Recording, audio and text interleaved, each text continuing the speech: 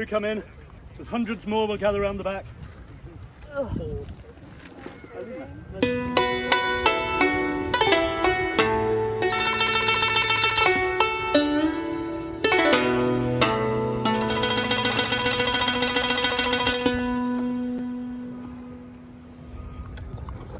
Matt?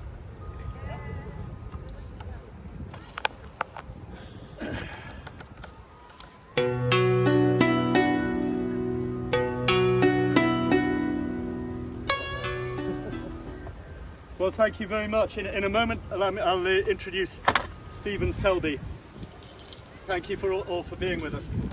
I've sometimes said about our wonderful UK thumb draw community that the thing that's really remarkable about it, other than the fact that we all have this strange quirk of drawing the bow with our thumb, is the participative spirit, the way that we all draw together, that we play together, that we learn from each other, the sort of the mutual self-learning and mutual encouragement that certainly I've really enjoyed about our community, and I find that increasingly other groups, other classes in NFAS, as Richard's observed, comment about our culture in thumb draw.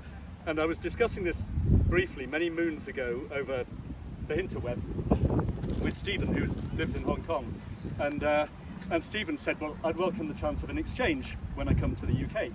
So many moons passed, and we corresponded again somewhere earlier this year. Stephen said, I haven't left Hong Kong, I'd welcome the chance when I do. And kind of 10 days ago or so, Stephen kindly reached out and said, I'm coming to the UK.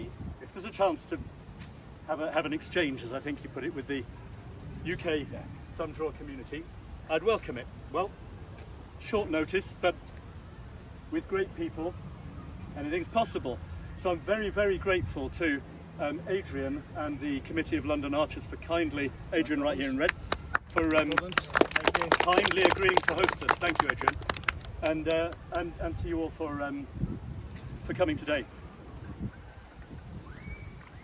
So Stephen emphasises that he's not primarily an archer, and forgive me, I hope I get the balance right of what you communicated, but a researcher into Asiatic archery, and particularly Chinese. I do play with the bow. And he plays with the bow, as we have all seen on YouTube. And that bow, we've seen that too. I think if you're a horse archer, you're an archer. Right? So Stephen also, to his over-modest credit, has fluent use of both I will misremember which dialect of Mandarin and Cantonese languages, and he uses them to research ancient Chinese texts into traditional archery and bring them to life for a modern and non-Chinese speaking audience. He's also, as I've seen online, a very engaging speaker, and in his professional life, Stephen's a leading Hong Kong expert authority in intellectual property. He is a adjunct professor at the Hong Kong Polytechnic University. He's a fellow of the Royal Asiatic Society in our country, and he's been awarded for his cultural contributions the Silver Bauhinia Star, which is Hong Kong's second highest civil medal for his cultural work. Just before I hand over to Stephen, there are 2 or 3 little housekeeping things I'm asked to say. There are no toilets, ladies and gentlemen, and you're not allowed to use the hedgerow. And because of a members' event up in the club, we're not allowed to use the loos there. If we ask Adrian or any other friendly person around, they will point us to some public facilities that are available. This is a shooting range. Normal range rules apply. If you don't instantly know everything about what I mean by that, please stick a hand up and leave now, or at least put a bow down, but I know that each of you already does. Stephen, we're very honoured to have you here. Stephen is here on a 2-week family holiday, so thanks to Stephen's generosity, we can have an exchange and hear something of what Stephen would like to tell us, which I understand is clearly with a particular emphasis on Chinese historical and traditional archery. Okay. Please join me in welcoming Stephen Selby. Well, Chris, thank you very much for the invitation. Adrian, thank you very much for making this possible at catastrophically short notice. A pleasure. And thank you so much for taking the time to come with us. Such a big crowd, and I know I've heard that some of you have come all the way from Somerset, far places. Wales. Wales. Not me, not me. So, is it down? Is it down? I don't understand. And I'll give you a t-shirt. what?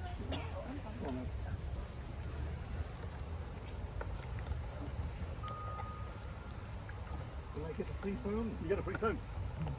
Now what's happening? Is it making my voice louder? Only later. All I see is it was recorded. Right. Well, what do you want me to talk about? Can I sort of? Can somebody tell me what you do? Yeah. Because I only know the name, some archers, some do. I know Chris is very good with his thumbs on sending very long, short messages. So we've got that aspect of thumbs. Are you all right, mate? Are you okay? Sitting. Just yes. Yeah. Well, lie down. I don't. So can somebody? Sure. What does the club do? We're not so much a club as just a community. Yeah. This is shooting in all sorts of different codes, whether it's archery GB, field archery. It's a mixture really of Chinese styles, Turkish style archery. It's very much a community club. But we're very lucky that as Chris was saying, there was any of the groups in archery biggest community spirit.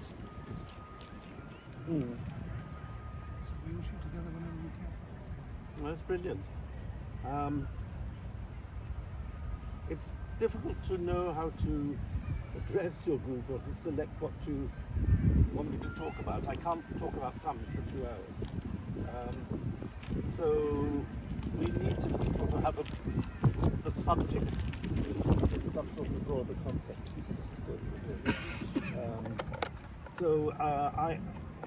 I am also happy to share some views and ideas about technique.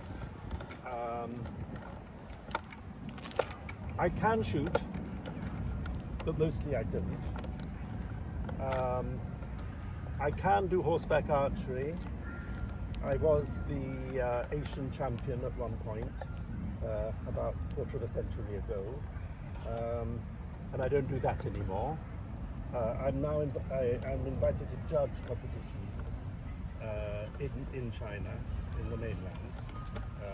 We haven't had any horseback archery in Hong Kong recently, though some people are trying to get it up and going.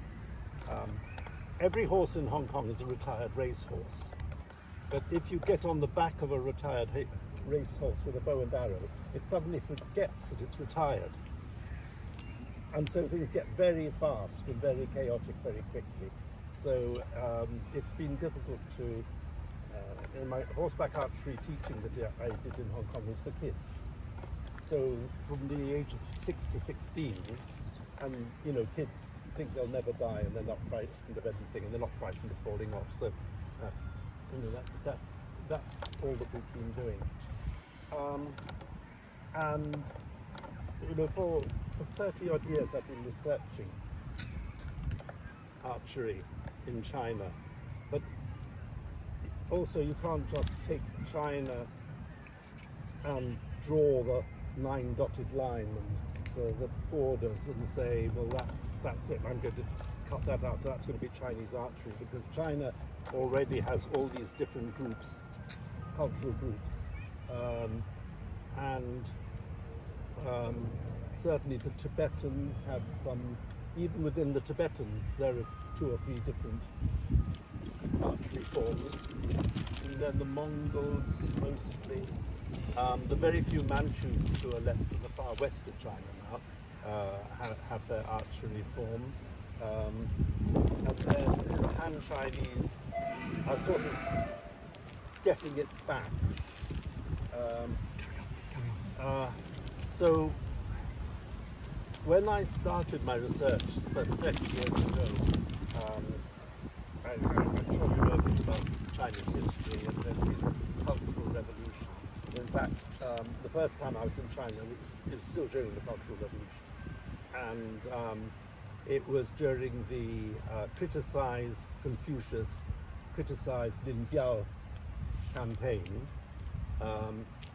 and because archery was so strongly connected with the name of Confucius in Chinese culture, of course, archery was completely banned, except for some international competitions, and they were dominated by Soviet instructors, mainly from Poland for some reason.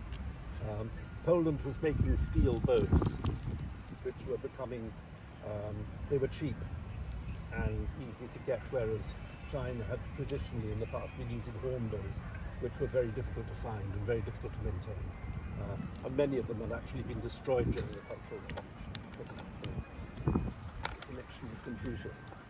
So it wasn't really until reforms under Deng Xiaoping in the 80s and 90s that people felt comfortable with going back to think of things in the past that might have a connection with Confucius. And I remember going to ask some historians about Chinese archery, and quite reputable historians would say, oh, the Chinese never did archery. It was only the barbarians. The barbarians outside the borders were the archers, which was complete nonsense. So I thought, okay, here's a good opportunity. I'm going to go and research it. And 10 years of research produced my book, Chinese Archery, which was only in English, but a lot of Chinese people in the mainland got hold of it, or made their own private translations of bits of it, and it woke people up, really, to the idea that there was this tradition of Chinese archery, a real thing that wasn't something to do with Huns and barbarians over the border, but was actually some sort of central part of Chinese culture. So there was some excitement about that, and partly that was because if you look at the range of sports in China, well, we know about martial arts and kung fu, right? If you take that out of the equation, what is left of sport in China that is Chinese? Wrestling. Indeed, wrestling, but they didn't recognize that the wrestling that they were doing, which they'd all been taught by the Soviets and the Russians, they didn't recognize, except for Mongolian wrestling, they didn't recognize that it was Chinese. So what else was there? They're world champions of ping pong. Sounds Chinese, it's American. Okay? Soccer, gymnastics, swimming, diving, all these big ticket things in the Olympics the Chinese were doing extremely well. They were doing very, very poorly in archery, or even Western archery. But suddenly, especially after Deng Xiaoping, and then more recently under Xi Jinping has been, in a nationalistic way, building up Chinese culture, things with Chinese characteristics. So there they are now, quite willing to bring forward the Chinese nature of archery, and archery is a Chinese sport rather than just a European sport. And that, of course, has been a very good thing.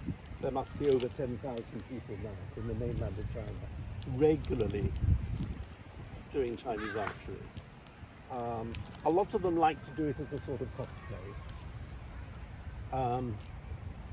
They mostly take it as an absolute rule that all Chinese archery is done with a thumb draw, which is partially true historically.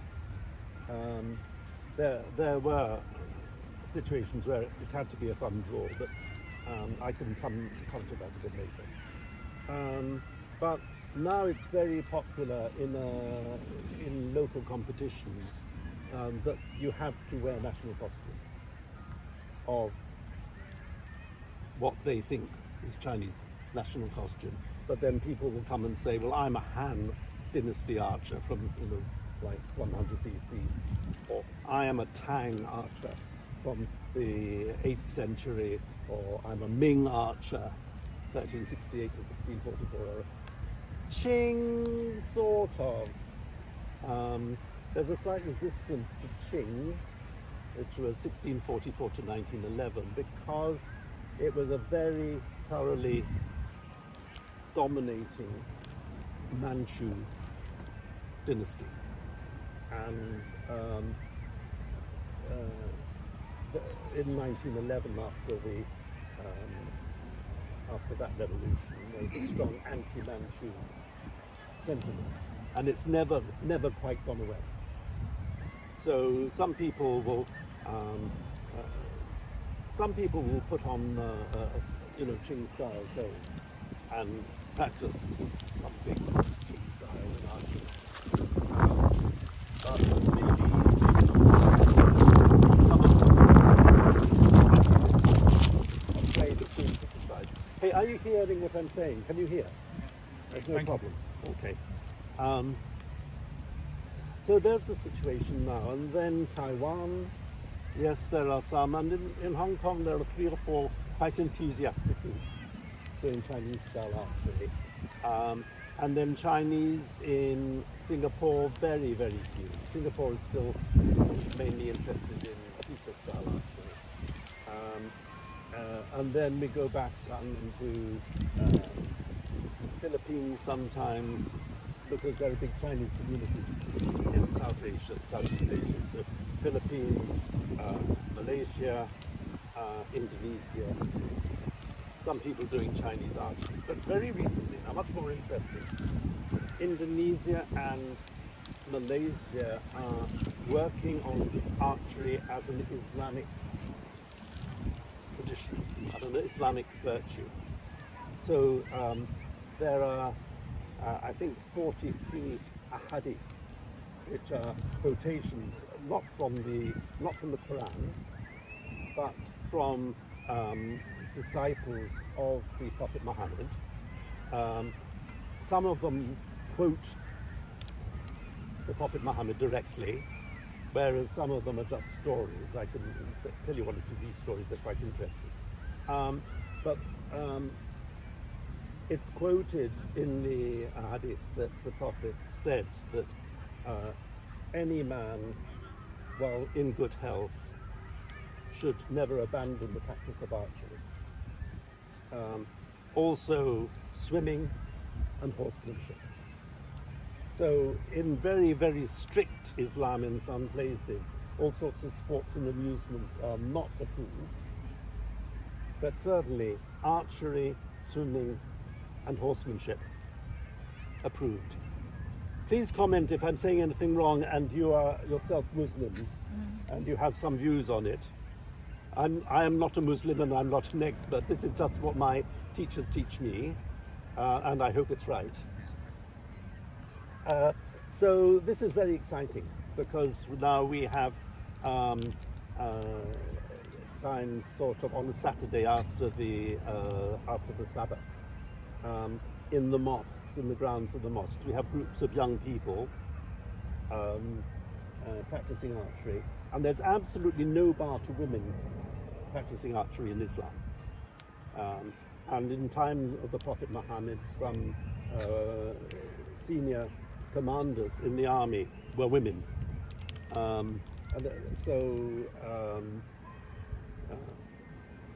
It's a very interesting situation for me to see. And then I think you know probably very well in Korea, the traditional archery, the Thumbrings, is I can't call it a popular sport, but it's a common sport. The Korean Military Academy in Seoul has traditional archery ranges where every officer cadet learns to do traditional archery, And now they have horseback archery as well, so that the cadets do horseback archery in as well. This is officer cadets. There's national service in Korea, but the ordinary ranks don't have that. But officer training, yes, they have a very nice range up there. I think you know Korean archery has an immensely long range with an immensely large target. So there's that. Mongolia is sort of getting archery back. It's a bit chaotic. To say the least. I don't know whether the Mongols were suppressed under Manchu rule, and unless they had been inducted into the Manchu, into the Chinese army under the Qing, under a banner, they were actually not really allowed to shoot with bows and arrows. And that was through an immensely long time. And then when the Manchus were overthrown, they got the Russians, the Soviets. And although it was not a Soviet republic, it was supposed to be an independent republic, it was completely under Soviet control. And that rather precluded much archery. They only really did it right out in the countryside and in the annual competition of the Narben. Have you ever seen the Narben? Yeah. Yeah. Have you had any Mongolian archers come out here to exchange? Not to the group. No. Not in UK. But even now, Mongolian archers, you mainly see them with using Qing-style bows. Yes, they have three types of bow. They're very interesting. One is called hagas, which is a short bow, mostly from Buryatia region. One is called gong, which is a Chinese word, which is the Manchu bow, but also with some modification. And then the other one is called Urianchai, and that is an extraordinary great tree branch, which has been cut into a bow, which is used for a very special game, which is like Skittles. You have to shoot balls out of the pit, and then at the end of the competition they burn it. So the bow's never kept. It's just made new every year. That's the situation with Mongolia, and they're starting to revive. Now in Nadam they have horseback archery tournaments. And, yes, that's wrestling and all the Mongolian arts. Even the pop culture rock band plays music in the middle of it. No, they're getting very good. They won in a competition that I was judging in Inner Mongolia. Yeah. And they were really quite good. Inner Mongolia also, the Chinese government is always a little bit nervous about contact between Inner Mongolians and Mongolia, what we call Outer Mongolia. They don't want any sort of nationalistic feeling among Mongol people in China. And then you get the Tibetan area. I tried to organise a horseback archery competition in Tibet, and we found the people in the north shoot bows but don't ride horses. People in the south ride horses, but they don't shoot bows. They're trying to bring them together. We got something called a slingshot, and everybody can do a slingshot. So we said, let's try and do horseback slingshot. And they thought that was a proper competition. So we've done one or two horseback archery competitions, but the horses were so crap, they couldn't really get anything going. They use horses to take a plough on the horse's back up into the mountains to plough, but that's about all that they do with horses back. So anyway, this is a sort of quick circuit of Asia and their current archery situation. Yes, sir. What's the main motivation to keep archery going through history? Hunting or warfare? Because there's a difference, isn't there? Yeah. The main Because you talk about Motivation suppressant. was examinations. Oh. I'm actually just working on finishing an article on Chinese books about archery, historically. And it's quite clear that China has a long, long history of examinations. To get promoted, everybody wanted to join the civil service and become a mandarin of one sort or another. And there were two routes, the civil route and the military route. And these examinations started in around 780 AD under China's only woman empress, Wu Zetian. And she instituted the examinations, and at various times they were combined. Sometimes they were combined with military and civil together, and then later they became completely separated. So the best option, the one that everybody wanted to succeed in, was the civil examination, where you had to learn the works of Confucius and 5 classics, to a very tedious examination. But if you passed that examination, you could go into very high ranks of the Chinese government. But if you passed the examination, you were not allowed to do the military examination.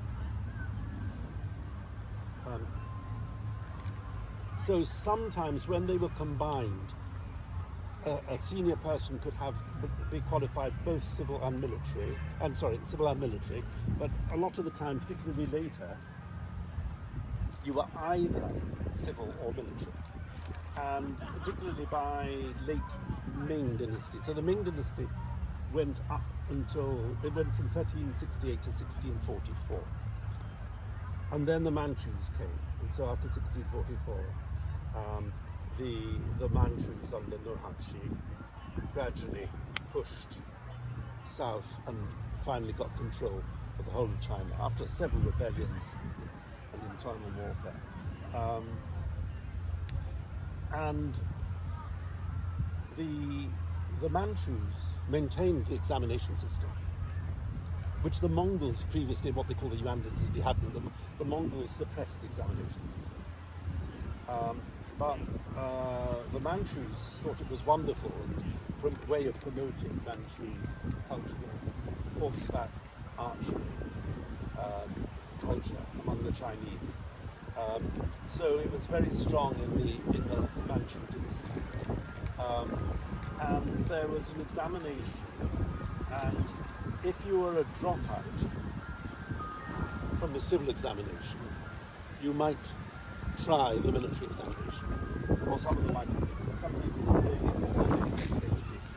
literally enough to do this very, very difficult civil examination. And the military examination was like this. Session 1, Session 2, Session 3. So, Session 1 was horseback archery. I won't go to it. I won't tell you about it in detail unless you ask me in detail. If you passed Session 1, you got into Session 2. Session 2 was archery on foot, plus some strength tests. One was pulling a very, very heavy bow, about 110 pounds, but no arrow. And no thumb. It was a fistful. And you would pull it 3 times, stretching as far as the nipple, 3 times. And then the next test was a huge halberd, very heavy, which you had to play in a certain display around your head. Then you had to lift a mounting block, a horse mounting block, a stone mounting block, so that lifted on the ground, so that the examiner is bottom of it. And then you had the foot archery test. If you passed those 2, you were allowed to take the written test. The written test was fairly trivial examination on some of the Chinese military classics, usually 4 or 5 of them. You were basically supposed to show that you'd learned them off by heart. Yeah. So just the interesting thing about the examination, we actually, with help of Peter Becker, who you heard about, we recreated the archery exam through the French account from 19th century. Yeah, TNZ, yes, that's right. Yeah. And then we built the target, we did the distances, and a few people here actually attempted to shoot. None of us have passed. No, Nobody so has passed yet. I see. So we don't have any Jinshu or No, we don't. We tried to keep it at the furthest distance away, and then Peter said the distance just keep dropping with the progression of the chain. Yeah, And yeah. also we looked into Ming targets, we look very similar, a bit more rounded with an examination. It was just for a bit of fun and history, and we actually copied that French painting Yeah. that was there into the target. Right. There are people who managed to put one arrow in it, like Richard. I can't remember how many did you have to get in the past. 2 out of 6. 2 out of 6. 128. That was the original distance that we really achieved. And then target is, we built 180 centimeters 180 by 8. by 6. It's much smaller than the Korean target, but the distance is pretty much, it's only 28 meters short. The pictures that I've seen, not much bigger than this. Yes, it's basically like that, little bit less wide, but it's Let's say it's 2 meters by 1 meter. it's literally Those are the 3 circles, right? yes. The 3 Yeah. red circles. yes, and it's basically the size of a horse, Yes. same as box. I don't The know. 3 circles, TND then. Yes. Now,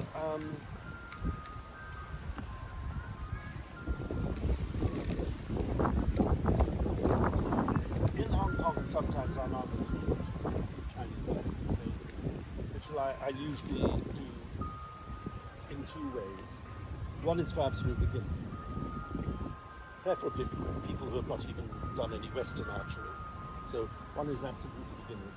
The other is for advanced archers, but teaching them how to teach, how to train. Because we don't have quite such a thorough training and certification program as to how to be an instructor here in the UK during FITA.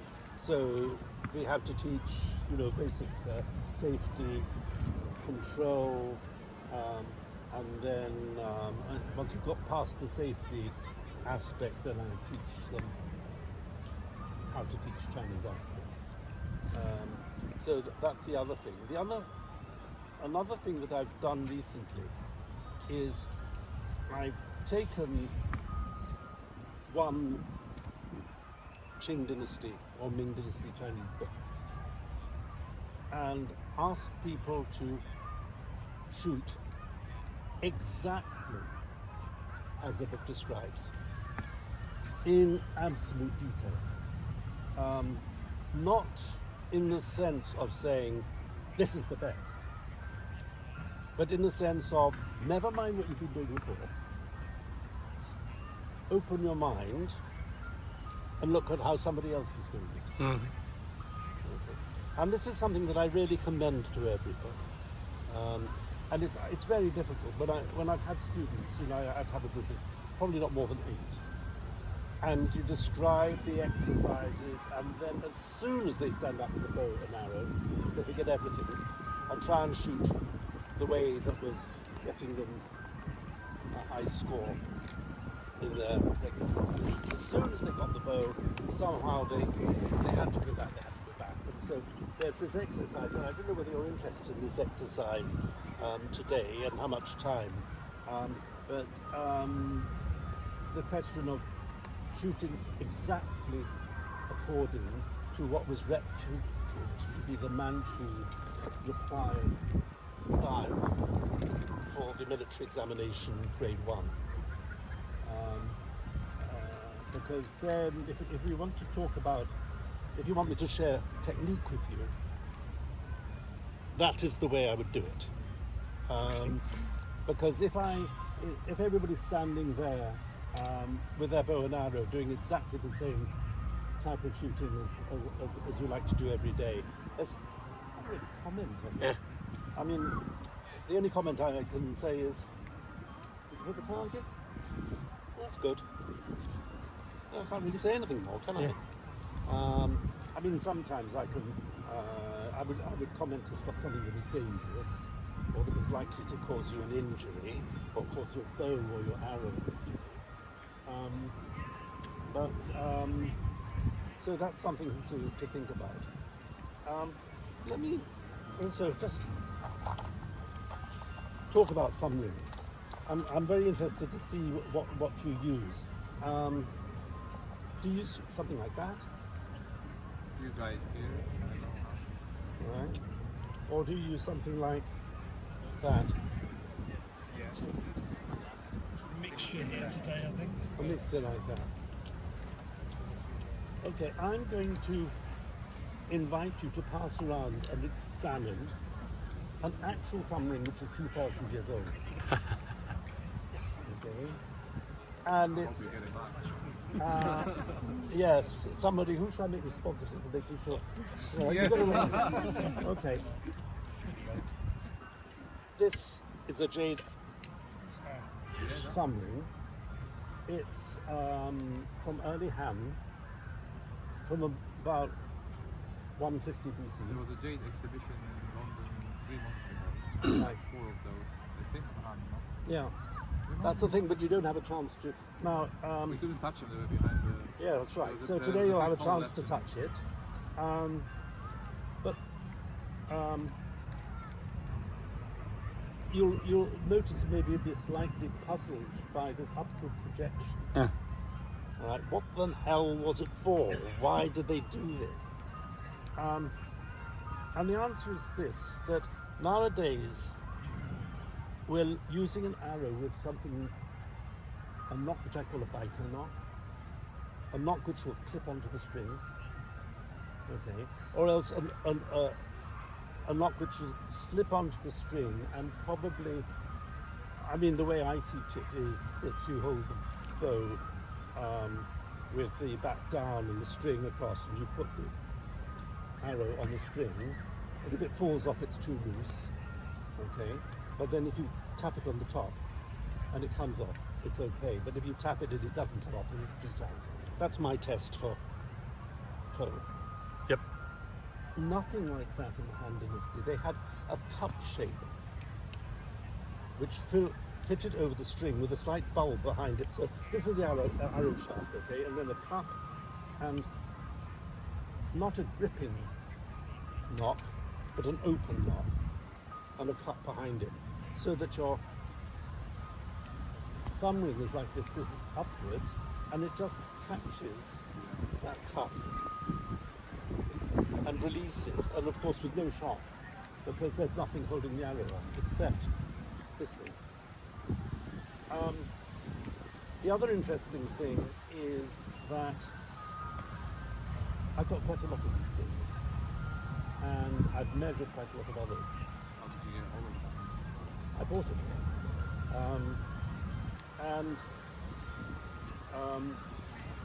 About 60% are right-handed, about 40% are left-handed. Yes. And you'll see when you examine this one carefully that it is left-handed, not only in the sense that the thing on the top is to the left, but you'll even see a slight turning up of the inside. You can't see it when I do it. You'll see it when I hand it round, but you'll see that it's clearly not just symmetrical in this plane. It's slightly off center to allow for a comfortable seat. Okay, if you decide to have a go and put it on your thumb, please make damn sure you can get it off. I'm going to pass you round, and you, sir, will be responsible for the back of the end. Do you know when the fashion of that style came from? Yes, it came very early in Western Zhou, probably around 1000 BC. It was being used. Because some of the ones from earlier than that, you've heard of the Queen Fu Hao thumb-ring. Okay, well it's your earliest excavated thumb-ring in China. It's from about 1200 BC. Didn't have this feature. Had a groove. But then the problem is that when people died, they were buried with thumb rings over their heart because it was a symbol of preservation, of protection. So people who didn't shoot at all had these things buried with them. Okay. And that fashion of burial of thumb rings died out in the Han Dynasty, probably about 100, 200 AD. And for that reason, we don't know anything about thumb rings after that, because if they weren't buried, we never got them. The only thing you ever really find about items in early Chinese culture, like swords or knives or horse riding equipment, is because it was buried with dead people. If it wasn't buried, then we don't know now.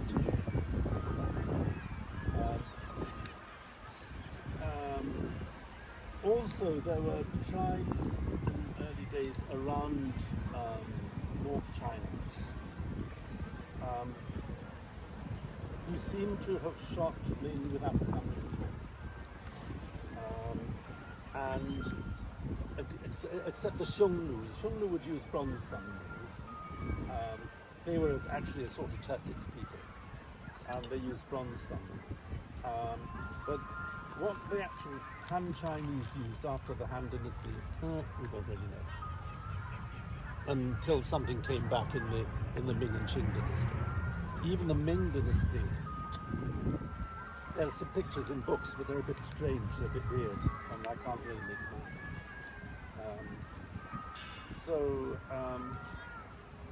Where are we now time-wise? My watch doesn't work with the daylight. What time is it now? 2 o'clock. 2 o'clock. Give me a moment to get my breath back. Is there any water here? I didn't bring any water. Stephen, have mine. Okay, thank you very much.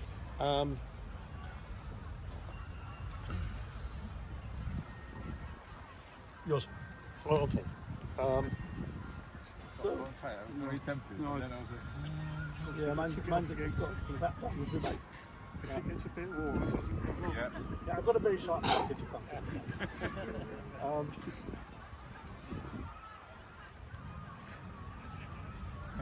So you tell me what you want to do next. I just had a question about the ring. Is it carbon dated that we know is 2,000 years old? Or It's stone. It's jade.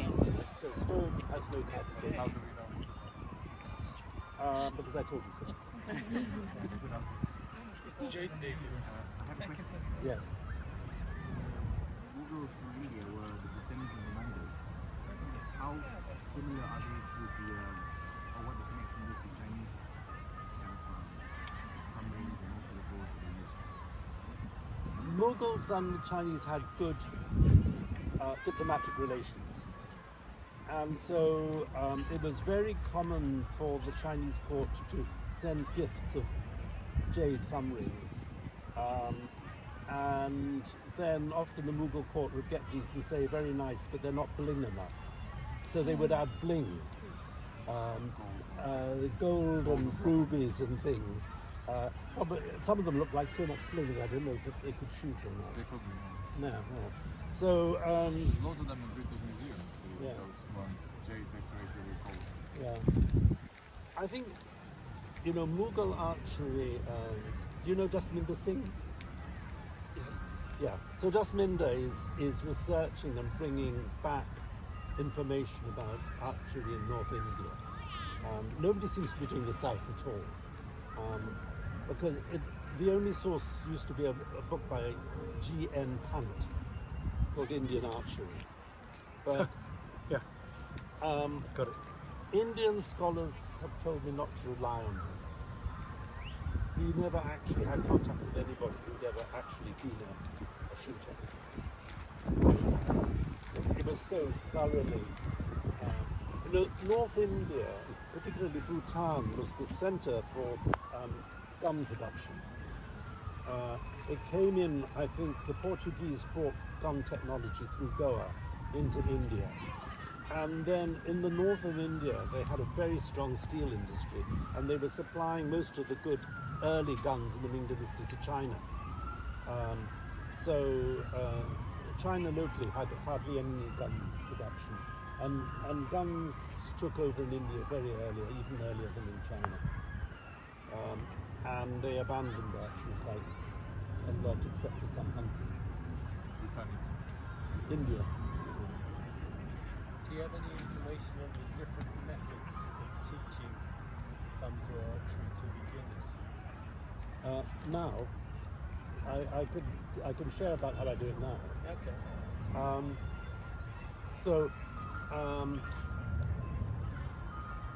How shall I describe this?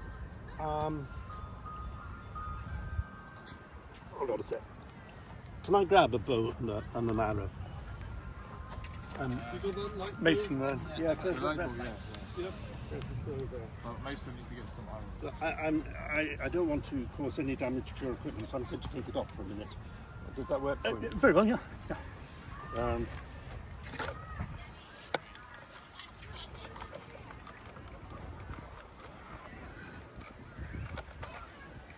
I'm not going to make it. I'm not going to take it off.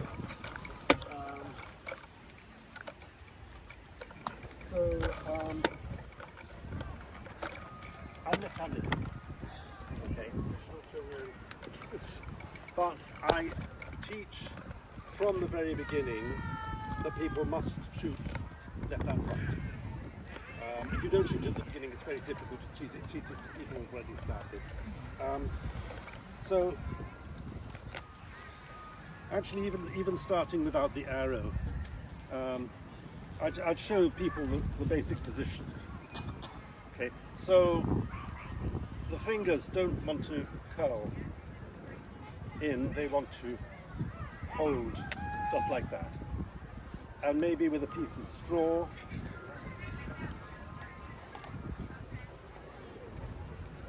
Right, hold it like that.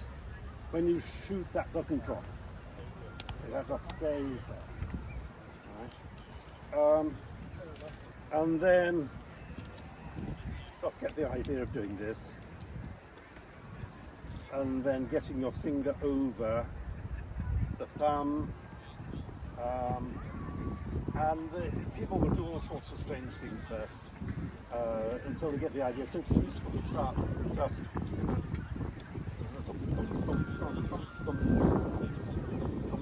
get them doing that, and then just get that finger over, pointing 45 degrees towards the ground. Now, when they have the basic idea of the grip, I want them to get the idea of pulling back a little tiny bit, still don't bother with an arrow, and think of millimeters. Coming back millimeters, 1, 2, tiny bit back, but also relaxing. Come back millimeter, millimeter. You don't know when it's going to go. Right.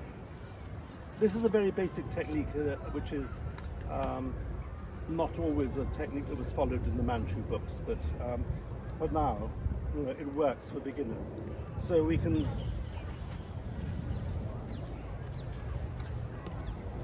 Now we can. This is a lovely, massive arrow, but never mind.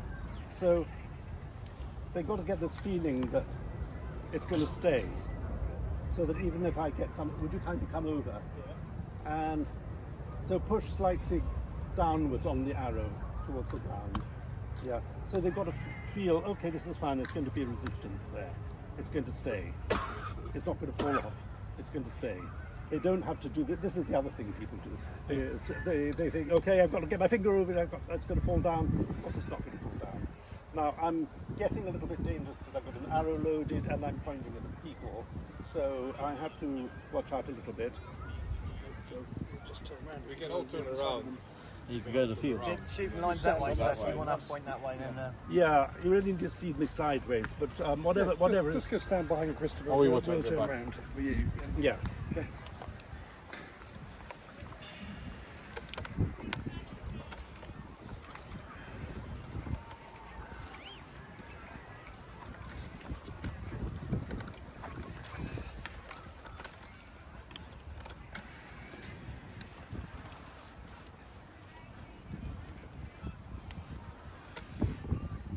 So normally the arrows that I'm teaching people with don't have this long fletching.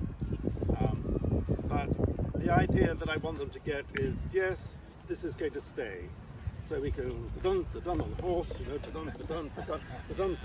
dun, nothing's going to happen, it's not going to fall off, no, it's fine. So they need to get into that feeling, it's going to stay. And then the idea that I want to do is just a couple of inches back, and then, as I say, millimetre, backwards.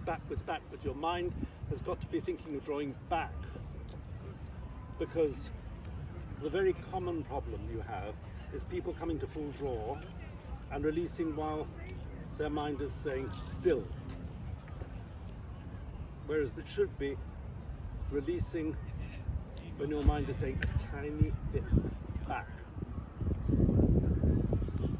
The signal from your brain through your arm is very fast, but when you're working against 40 or 50 pounds held here, if your hand is still when you release, if the muscles are not thinking back, it'll go forward. So you'll get, what do they call it, creep? Collapse. Yeah, okay. So at this early stage, I want people to think back, relax. Oh, where is it going to go? It's gone. In the Ming Dynasty, an author said, it's like a gourd hanging on a vine. When is it going to drop? Nobody can tell you. It just goes. So, you know, in some sort of modern archery, this is taught as if it was something rather advanced.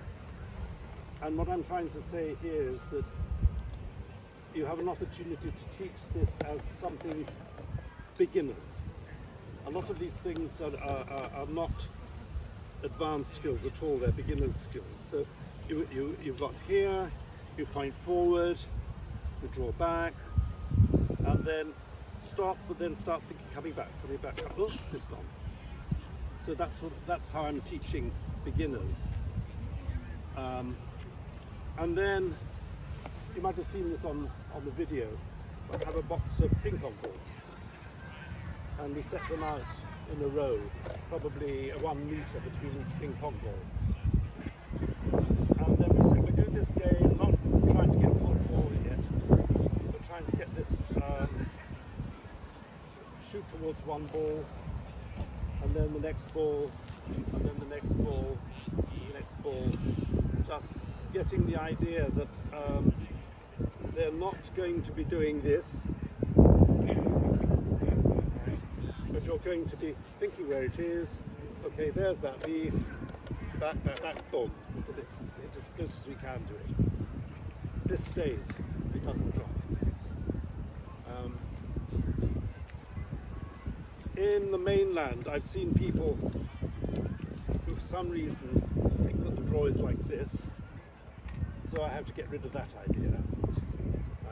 This is very common for beginners. Most people think that's. Yes. It's unfortunate in Chinese that this draw is called the phoenix head. And people think that this is a phoenix. You know, oh, it looks like a phoenix. Yeah.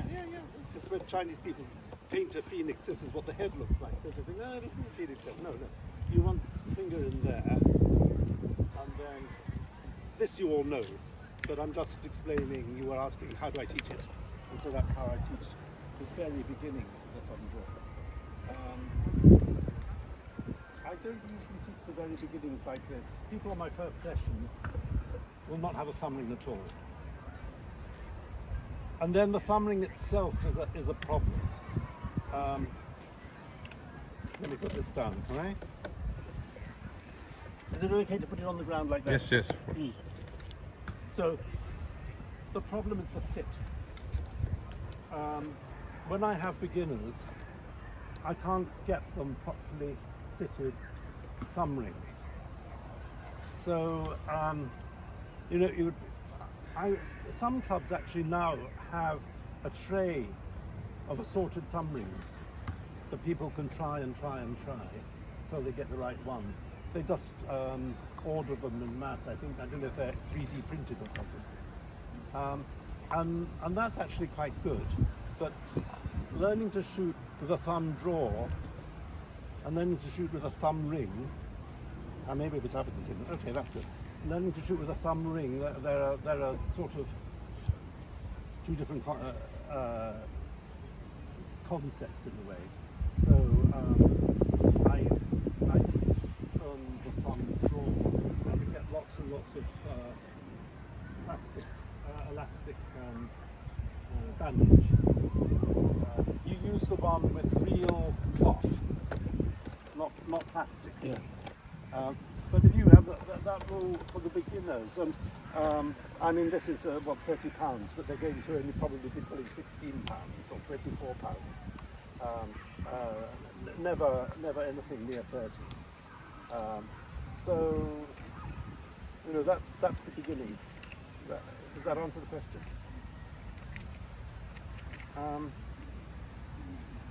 So where we can go from there then is to look at the question of the thumb ring itself. Now, I use a Korean buffalo horn ring, simple, and I say to people, I see rings with all sorts of ridges here, and I don't understand the ridges. I don't know where the ridges idea came from. The ridges don't mean anything to me, except possibly more shock at the release. I think it's modern thing, modern misunderstanding maybe. I don't know whether it came, you know, the Koreans are interesting because they change fashion about every 5 years.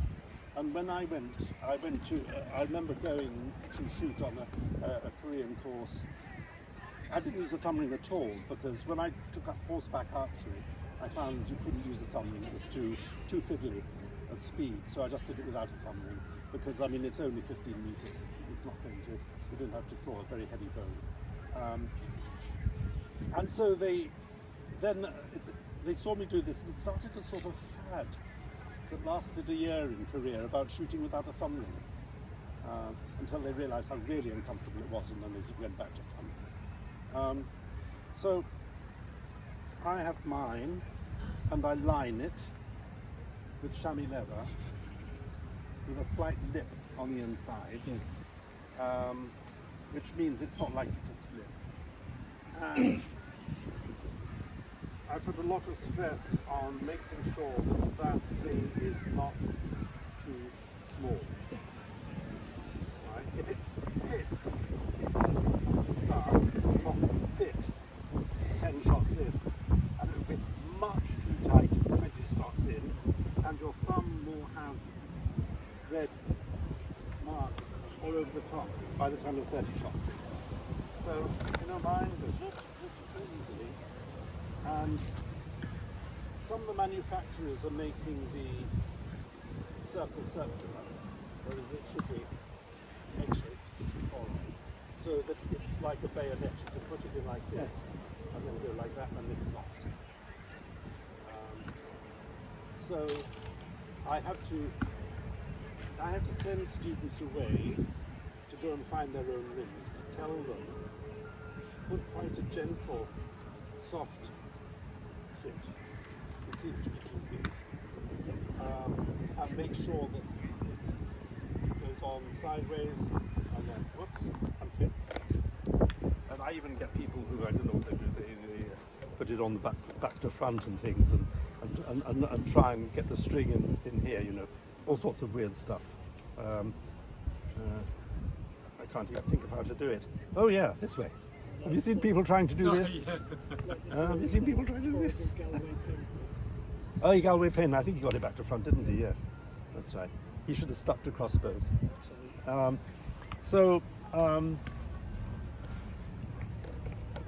can't really. I haven't really been teaching people much right at the beginning with Thumbrings because of this problem of getting the right fit. But then I get the experienced archers and I try to explain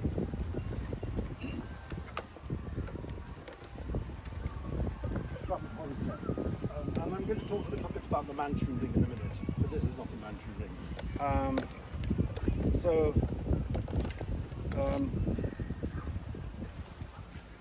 I teach people to start by doing this.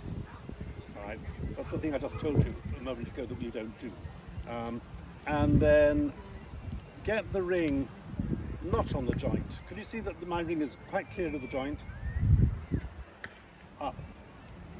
Get it up there, and during the draw, if it's sliding down a bit, that's fine. If you put it right at the joint down here, and then use the ring, you'll probably get a pinch of the flesh here. So I start it up there, and every time I shoot, every arrow I put in, I have to go, just press it up, and then put it there, and then there, and then we're ready to go. And then, as I say, we have this beginner exercise. But all the time I'm looking to see, are they coming back as they release? Are they coming back as they release?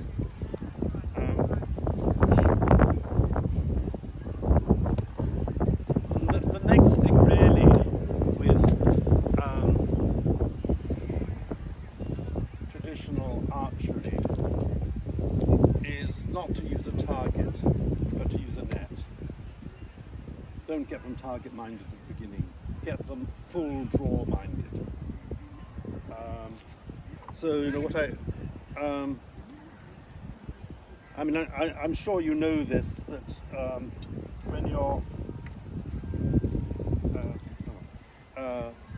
when you're just drawing a bow without an arrow, you always use a fist. Never use the thumb. You only use the thumb of the arrow.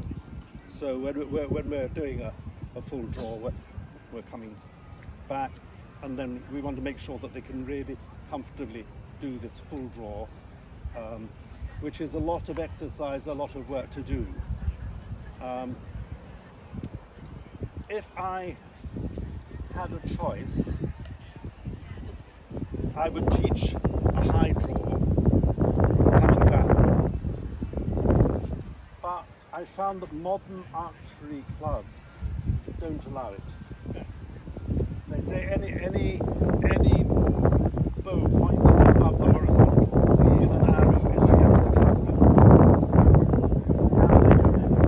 Okay, fair enough. Which means that you're rather forced to teach this, which I find less conducive to a good full draw. What are the rules of the club here? What are the rules here? Would they allow a high? Standard you bring up, so if you're up, it has to be. Yeah, so I'm going to show you something which hopefully is within your rules. But you yell at me as soon as you think I'm not, okay? Way of archery says he gets around by bending forward. So Yeah. Go up, they come up. Yeah. So this is what I think you could do, all right? That's fine. All right? You're pointed down, okay? So we'll never let our students do this, all right? But always, and that's quite a lot for them to learn, you know? Getting up here and not doing the thing that I'm not allowed to do, all right? And then we can come back to a full draw.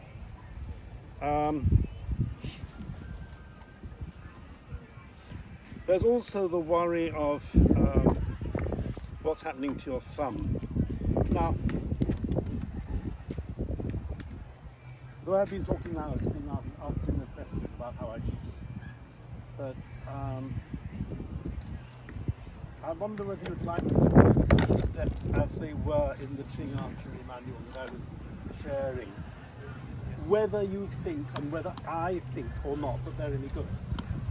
All right? I don't follow them in my shooting, but I can teach them. Put that down. So, the first thing the book says is find a post. Find me a post. Your post. Okay. Yeah, maybe were you volunteering to be a post? Yeah, okay, be a post. You're a good post. Pretty good post, yeah. Yeah, okay. Get a post. Get your hand against the post with the web of the thumb firmly planted in there. Okay, you're a rather thick post, I'm afraid. And then get your body right in a number of respects. Okay, that you're starting with your feet together. You're moving your feet to shoulder distance and turning your little toe towards the target. So that if we drew a straight line coming out of the target, it would go through the little toe and into the middle of this foot, which is basically an open stance, isn't it, for your modern archers? I mean, there's nothing unusual about that. The Chinese have the concept of locked and unlocked. So this is shi is locked, and the Japanese do a lot of their archery locked. The Chinese unlocked, and of course if you're going to go into horse archery, you want this flexibility. Okay, so I'm still here, all right, and trying to get my arm straight out without my shoulder hunched. So shoulder locked, and they say that if a fist punch is like this, with the elbow joint horizontal, we want to get it vertical.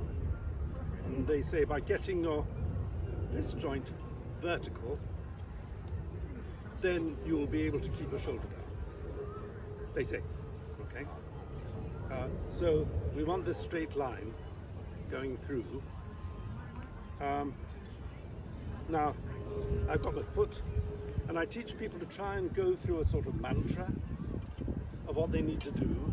One thing, okay, my foot right, my knees right, my butt right, okay, butt not sticking out, but pulled in. And they say to pull your butt in, you must put some tension on your tummy muscles. Okay. So there's going to be a little bit of contradiction in the movement, but for a moment, let's try and keep this in. So we're still like this, and now we come to this end, and they want the elbow right up here. Right up here. In this book. It's the style not to have your elbow level, they want it right up here, which means that the wrist is raised. Okay, so to get a straight line here, all right, if I bring this down, it's going to be like that, isn't it? So they talk about raising the wrist. When they raise the wrist, they don't mean raise it above horizontal, but raise it enough that it's not below horizontal. And my old friend in China, he used to be the national coach of China, Mr. Xu Kaicai, said when he learnt archery as a young man, he learnt it from a Manchu teacher who kept him with his arms strapped to a pole for a week to get him into the right position. I think there's some photographs of it where you see these young men with their arms strapped. Obviously, it was recognized that this was not a natural position. But so It's almost as bad as foot binding. Yes. So I'm sorry about being. It's quite boring being close, isn't it? You get used to it. Practice makes that.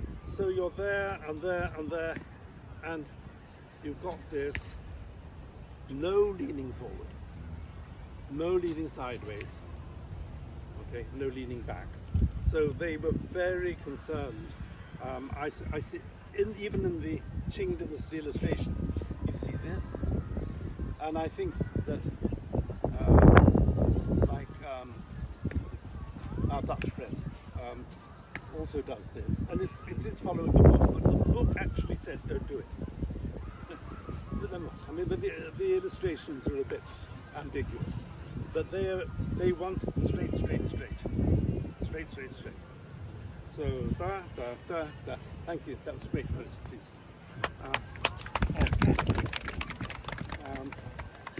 What can we call you, postman back?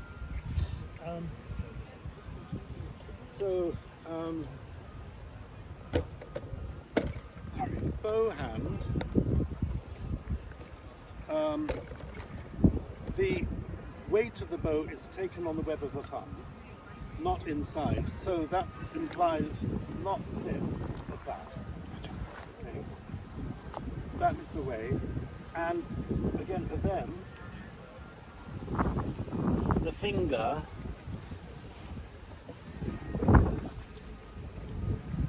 is pointed forward to meet the arrowhead. Okay, so we're like this. Now, you may recall that a real Qing arrowhead is not like this. The metal is a bit longer. Okay, but they used to say if your finger cannot feel the arrowhead at full draw, it's the same as being blind. Okay, it's 知不知足等于无目. So 知 know or feel. So the idea was that you would be ready, you come to full draw, and your clicker is the point where you feel that. That is your measure. So you've got these great, big, long arrows, and at the end, now I can't do this properly because I haven't used the string, but the weight of the bow will be held here on the web of my thumb, not this. Can you see the difference? Yeah. Okay, web of the thumb. Kept absolutely firmly into that. And the thumb here is actually like this. So the middle finger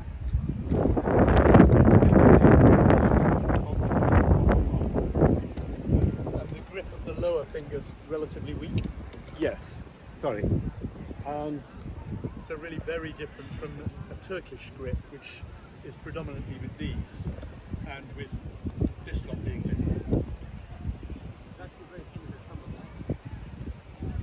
Well, to be honest, I don't honestly know the technical detail, but because after release there'll be enough inward tension that the bow would fall forward a little bit,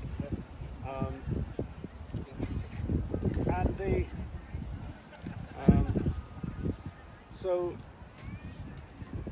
the process would have been that you're standing there until you're given the instruction by the instructor to shoot, and then you draw an arrow out and place it like this. This is for examination. Come down here to place the arrow, which you should do without looking. You should actually always be looking at the target. Right. Then bring the bow round. Now the Qing were not using a thumb ring like this. So I'm doing something here, and then we can go from there, right, to the draw, right, and from draw to release. And the draw, as I said, is draw until the forefinger can feel the head of the arrow. At that point you can release. But that was not enough. You had to look graceful and elegant. So the draw had to be in some way coupled,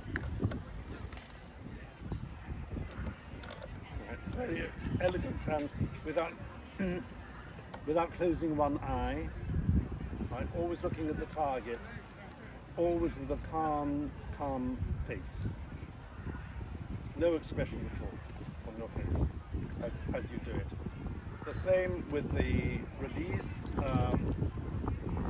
You release the arrow, the bow falls forward, the string hand turns out a bit because you actually have a little bit of a twist onto the string, ever so slightly. And there are the words in the Qing manuals which I believe are Turkish. Pie, jue. Pie, jue. So pie was the term used for bringing the bow forward when you release. And jue was for the slight twist on the ring and the outward turn. Now I'm using my left hand and my hand is turning in an anti-clockwise, but if we were doing the whole exercise right-handed, okay, so I've got my thumbring on the wrong man now, but don't worry about that. And then after reaching full draw, my hand is coming here, and now we're in a still anti-clockwise, this way. Thumb going out, out, out, not in, out, out, out. So there's this slight outward twist, outward and up. Not to throw your arm back. Okay. This is a very practical thing if you're on a horse. If you're going to do horseback archery, keep your movements conservative. And the manuals say if you're doing horseback archery in a battle, forget everything that the book has just said, all right? And just shoot fast and get your arrow knocked correctly. Pull to 2/3 of full draw. Okay. Never do a kasai laosh and have 3 or 4 arrows held in your hand. Never do any of the clever stuff. Your arrows are all here in your quiver, okay? Be conservative, just like people actually teach in the army, you know, it's not tricks, it's just getting the bullets out there. So that's a lot of what's in the manual. Just to recap, foot position, okay, here, here, here, not out there, but up. Now, the other thing I'm going to show you is I see these videos on YouTube of people with a very nice position, but they're nice muscly men who work out in the gym, and the last thing they want to show anybody is that, okay? Which is correct.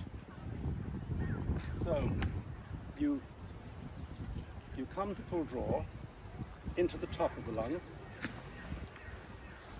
you pull, pre-draw, draw, release. Okay. Told you what you're doing, right? Pre-draw, draw, release. So this is something down here. Your diaphragm is here, right? And then the Chinese have something called the lower diaphragm, called the dantian. There's a technical term of sending the chi, which is just in this case nothing Chinese medical, it's just air, it's just breath. Get it in and then send it down. Send it down because if your chest has filled here and you're pulling 60 pounds, it's difficult to maintain the ribs with the full air, and you do want a full chest because you need that oxygen. So just send it down the bottom. Okay, send it down the bottom, and then when you release. So don't be afraid to make this big tummy when you're shooting. It is correct. And I see, I've commented on to one or two in the States, you know, they have very nice technique, they're doing it very well, they're trying ever so hard, but they've been working out in the gym for months and they don't want anybody to see that. They only want them to see, what do they call it, the six-pack. All right, well forget the six-pack, you can get it after you've done your arch. Okay? So that's just to recap on the breathing technique. All right. We've already knocked the arrow, pre-draw, draw, release. So it's a complex breathing. Into the top, pre-draw, down to the bottom as you draw, release after, back. Question? Aiming techniques. Aiming techniques, okay. In my teaching, I have this problem called the gun complex. That people think that when you shoot with a bow and arrow, you're doing something similar to what happens with a gun. That there are sights or there's an aim, and that somehow they have this idea of an arrow going in a straight line to the target. But of course it doesn't. So at the stage that I've got students able to do most of a full draw, preferably a full draw, with a light bow, okay? 16 and a half pounds, 16, 24 pounds. For heaven's sake, don't let students start with a heavy bow for this sort of archery. So say a 24-pound bow, they can, if they're an adult, they can pull that to full draw without feeling much problem. Then a Coca-Cola can at 70 meters. I can't hit it. They can't hit it, you can't hit it, except by luck. That's not the purpose. The purpose is that you see the arrow, you get into your mind the idea of how the arrow behaves. And if you're, for instance, if you knocked the arrow too high or too low, you'll see the arrow doing this. All right. If you release not smoothly, you'll see the arrow doing that. All right. But most importantly, you'll get the idea of throwing like somebody throws a cricket ball. That is how you do this sort of archery, and how you will definitely do horseback archery. There's nothing you can use. Now, it is true that when you have the bow, here we are at full draw. Okay, it is true that you can get an idea from looking at the arrow whether you're on target. But the target is going to run away. The target is going to shoot back. This is a war, chaps. Right? Or this is a tiger. This is, again, what Chinese archery is about. It's about shooting at something that's going to shoot back at you. So they say don't get fixated on looking at the arrow, trying to line things up. Keep your eye on the target, and as far as possible, when we look at this white cushion, we see the black circle, and inside the black circle is another black circle, and we know that inside of that black circle somewhere is a tiny dot. We are on that dot. Right? Our mind is fixated on the dot that you can't see. In the books they say you're not shooting at the deer, you're not shooting at the chest of the deer, you're not shooting at the heart of the deer, you're shooting at a hair on the deer, which is above where its heart is. That is how you focus for archery. And you've got to learn through this process. And actually, this is absolutely excellent. I mean, if you could go and put a bottle out there and just go and shoot at that bottle that you know you have utter confidence of missing, it's great. But watch your arrow, watch it fly, watch what it does. Because the arrow teaches you to shoot. That's what teaches, not people like me or your instructors here. The arrow, it's like riding a horse. The horse teaches you to ride, the arrow teaches you to shoot. So you watch it go. And if you have a chance, and if they let you to do it today, then I would really put something tiny out there towards the end of the field. Where's Adrian? Adrian, is that doable? Something small and bright, far away. We haven't got anything really small and bright. We've got the small straw bags that we can put out at a distance. Anybody got a can of Coke? It's just something that everybody can see but nobody can hit. How far do you want it? Well, we don't want people going in the grass, so put it about halfway between here and the grass. So I think the best thing now is, I mean, you've sat very patiently and listened to me talking. I think the best thing is now to invite you to shoot. You could try the methods that I've taught, if you like, from the old Chinese book. But I would really like you to think of doing some shooting, like I say, very far to the thing that you're not going to hit. And as soon as it's released, watch what your arrow is doing, like a hawk. See how it's performing, because that's what's going to teach you to, to shoot naturally. Okay, over to you.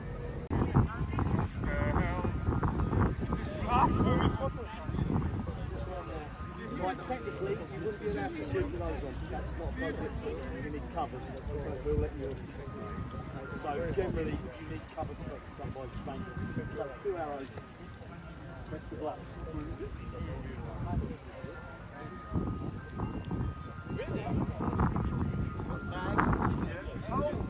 Oh, on the back, I was looking right down on the grass line.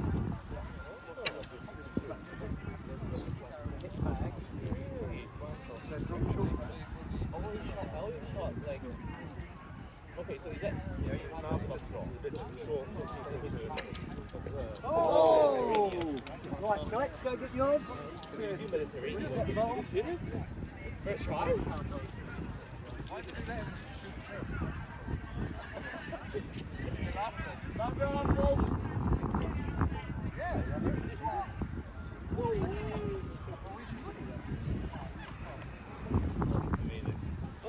get the one where people miss and there's arrows about and then someone goes up and you hear this crunch and you're thinking, yeah, okay. Second arrow hit. Well, no, it's kind of like expected for everyone to hit it, right? The thing is, people are pulling quite strong bows here, so you won't see the arrow fly until they're really out to 100 meters. Yeah, mine's only a 28-ish, so it's quite heavy arrow, so you see it definitely when it's month and 8. Right, next.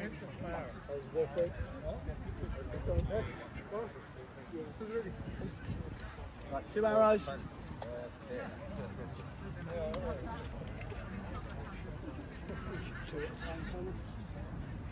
Plenty of mix, that's the thing. Watch your arrow, right? When you shoot, watch the arrow.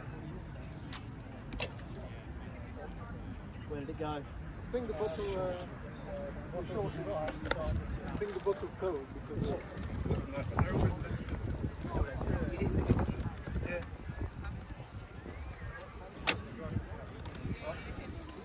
Didn't see where that go. No, Steve. Right, next.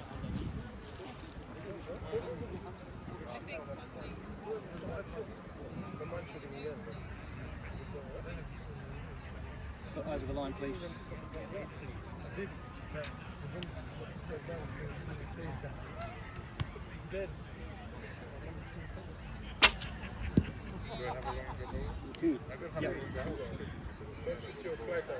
No, I'm not doing flat.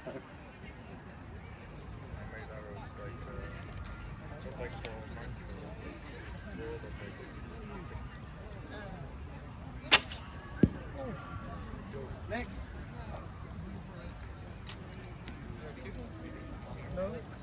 try and think about watching your arrows, right?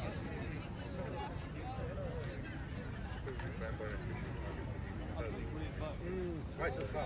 Yes, exactly. Nice and far. Oh yeah, of course. Yeah, this is the range.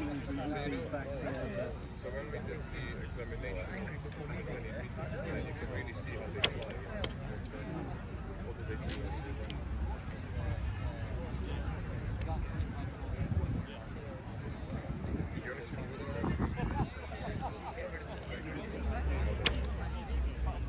I think that bounced up and up to the ball. Right, next, and then we'll collect. Go first.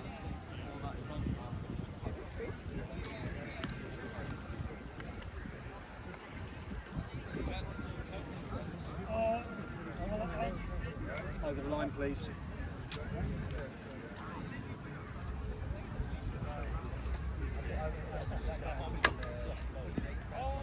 Nice.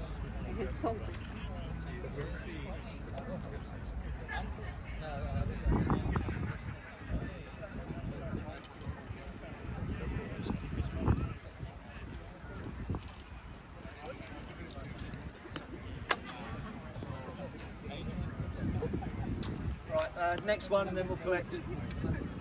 One more. One more.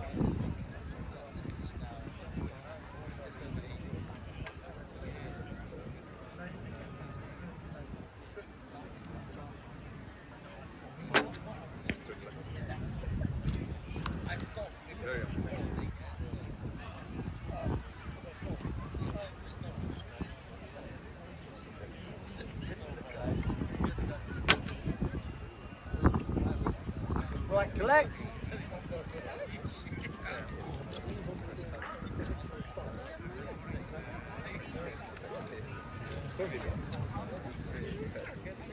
Adrian, you're going to give me a lesson. Okay. As I've never used one of these before, so we can trip it down and all right? Yeah, so you got that.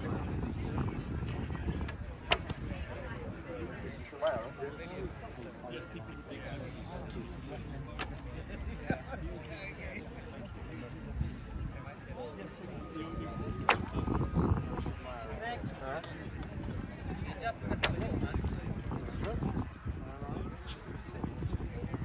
Anybody else want to shoot, or is he standing back? No zabieram właśnie do tego. Sorry.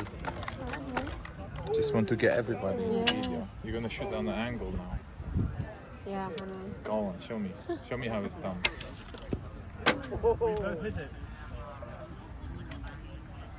What are you going for? Are you gonna tell me after you hit it? Yeah, what is that? That's a bear, isn't it? No idea. I think it's in Yeah, that thing. that thing. Go for it.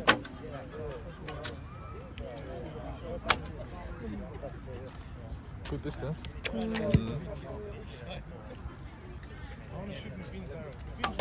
Here comes the thumb shooters management crew. No?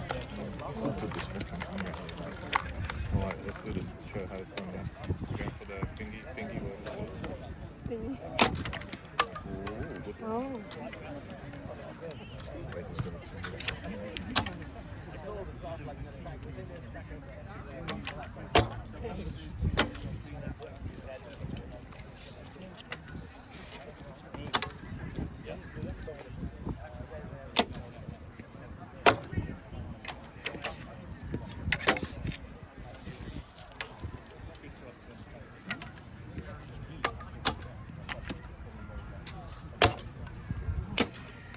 I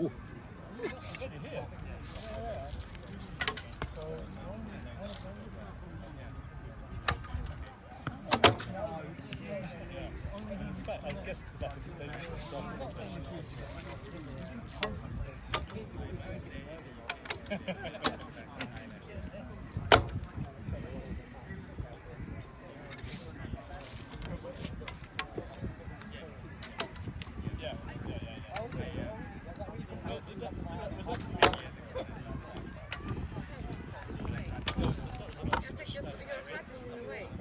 I know.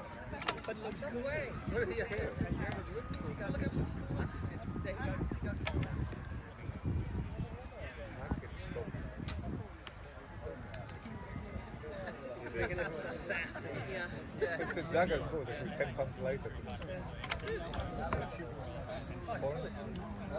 We're shooting the same poses. Very great. Adrian, dude. Yeah, right, collect. Thank you. Let's take this bad boy for a ride.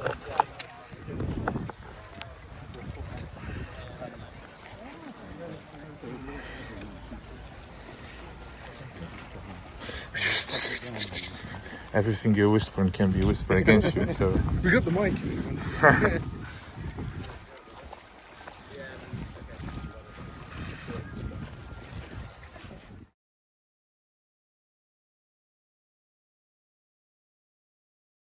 Basic principle is the same, but you'll see that one is, this is convex and this is concave, right?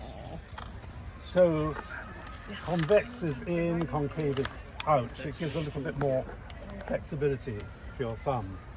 But the other thing that you really have to remember, and I don't know how aware you are of this, is that the bowstring that they were used with had a serving that took them almost out to 5 millimeters.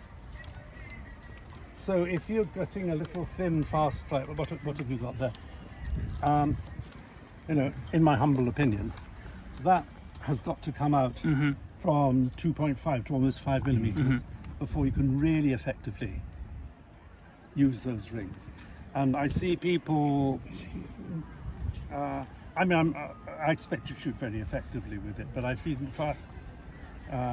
find people who say, okay, I've tried this and I've bought this Manchu ring, it's 1,000 years old, and I bought it off Taobao, and actually it's like that. It's perfectly all right as a shape, and I can't make it work at all. I can't make it work at all. They keep. Last week I got a message saying I've been using the Manchu ring, and the shock on the bow is so great.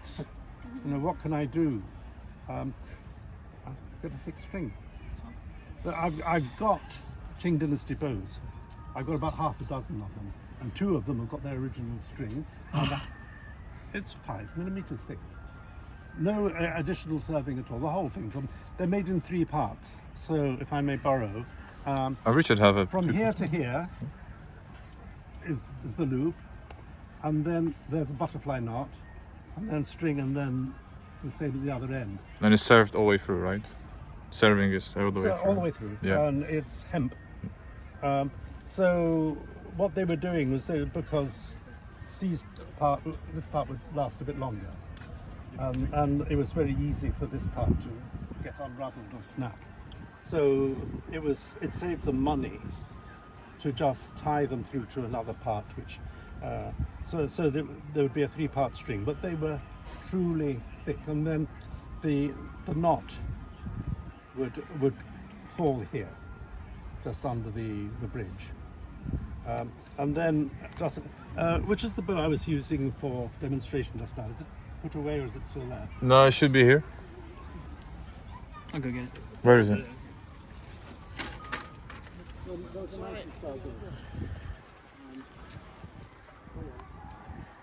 It disappeared.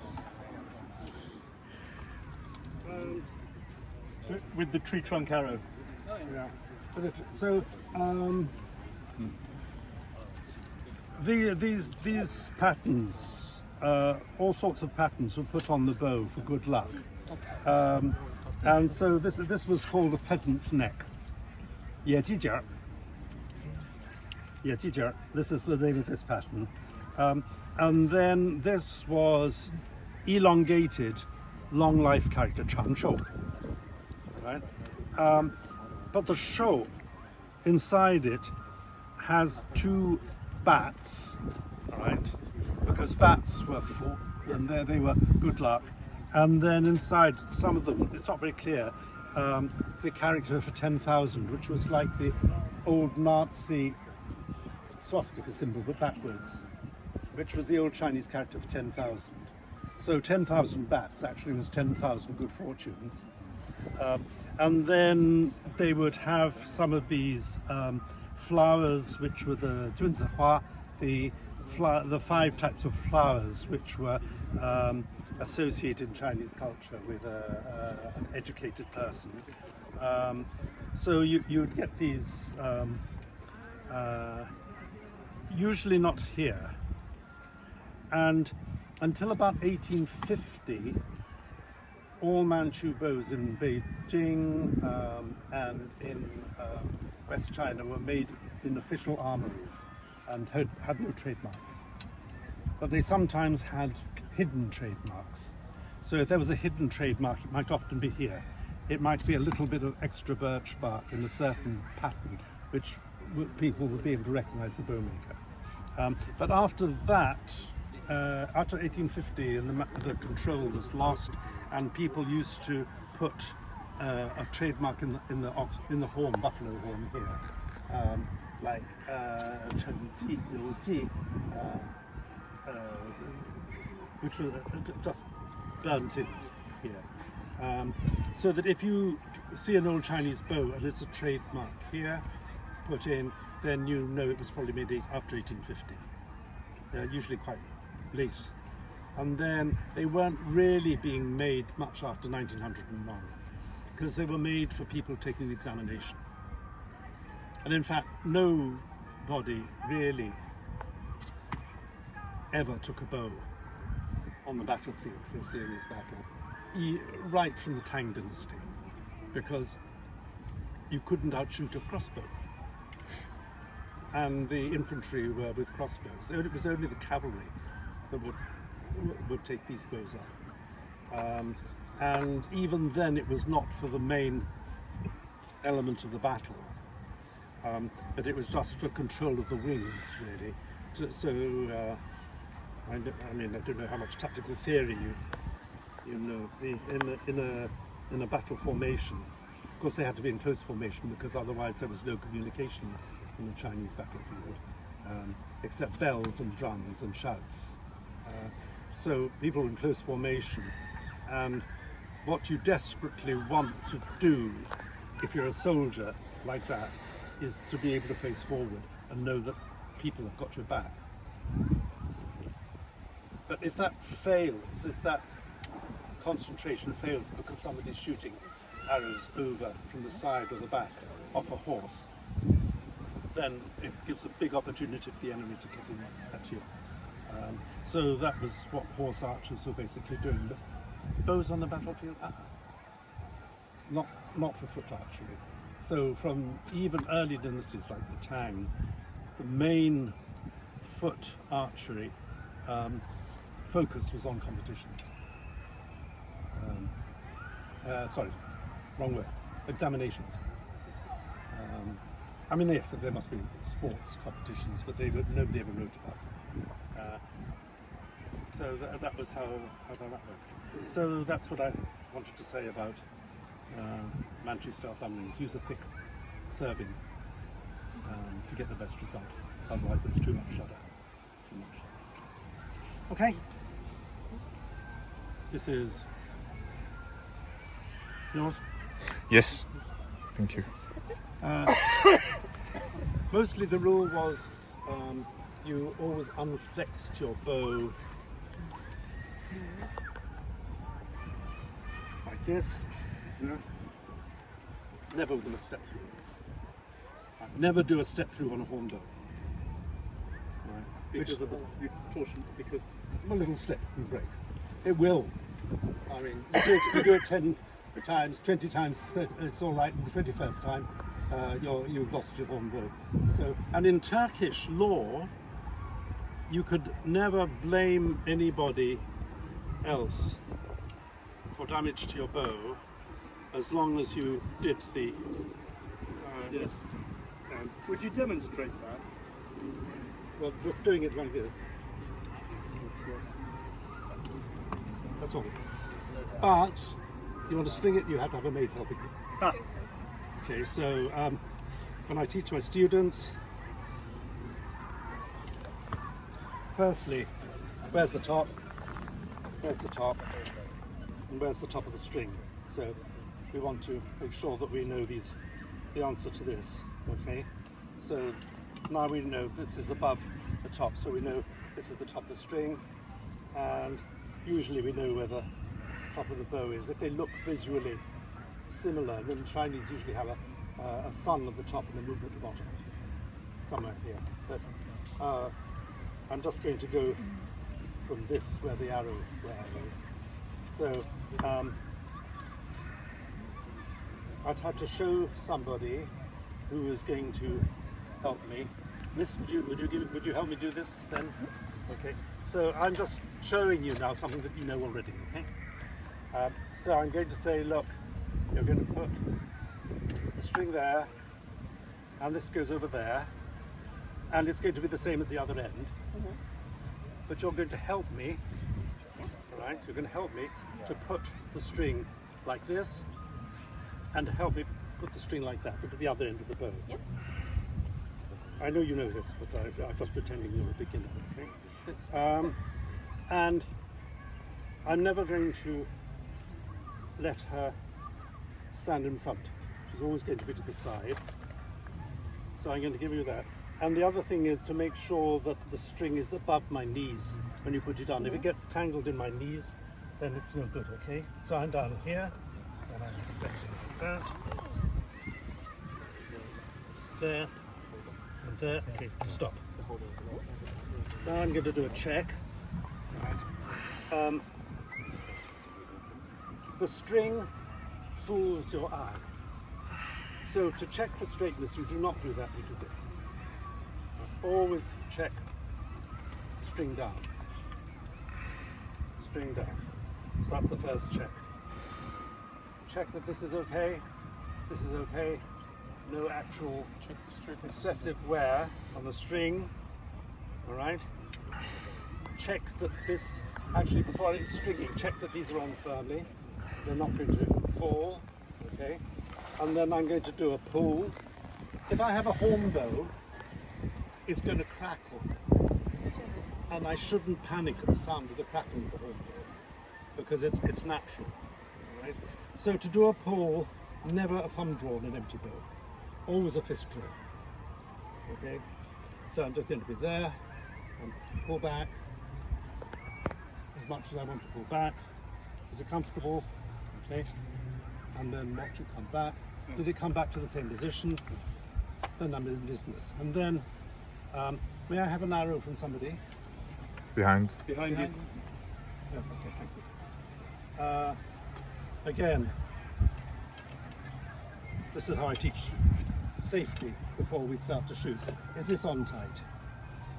Am I looking carefully? Is there a crack here? Especially cane arrows. Does anybody use cane arrows?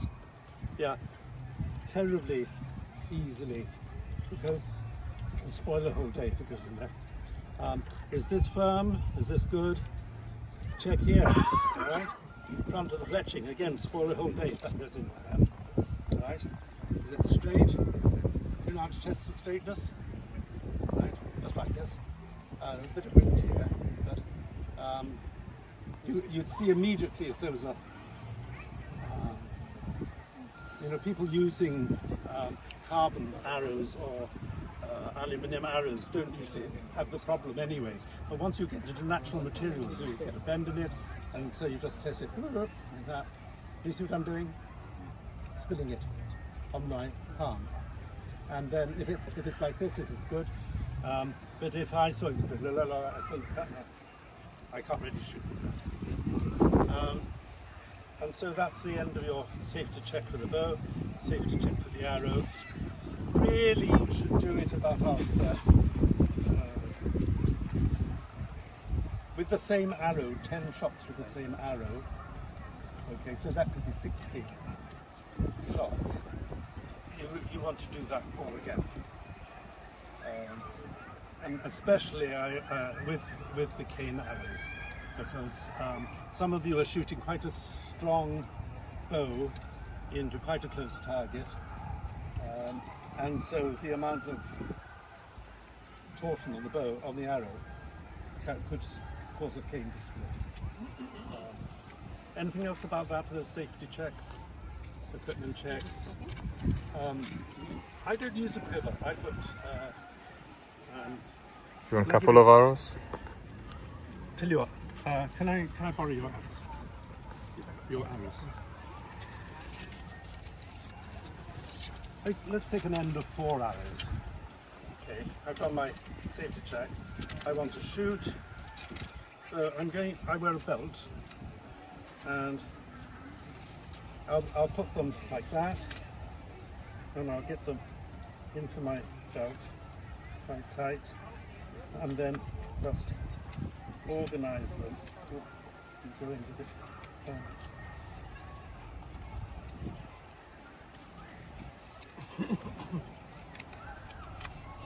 So you see I've organized them like that quite tidily, and then we're quite tidy at the back.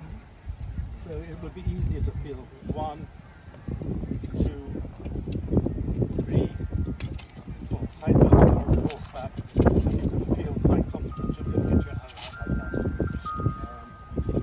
But then some of you use a quiver, that's fine. Or else what this gentleman's done here, which is the very traditional thing of using the bow case, tie tightly around your front, draw it tight,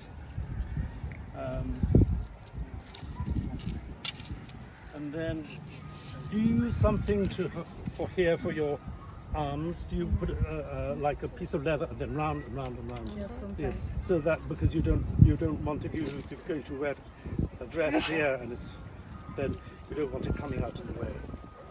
And the traditional way, you know that a bracer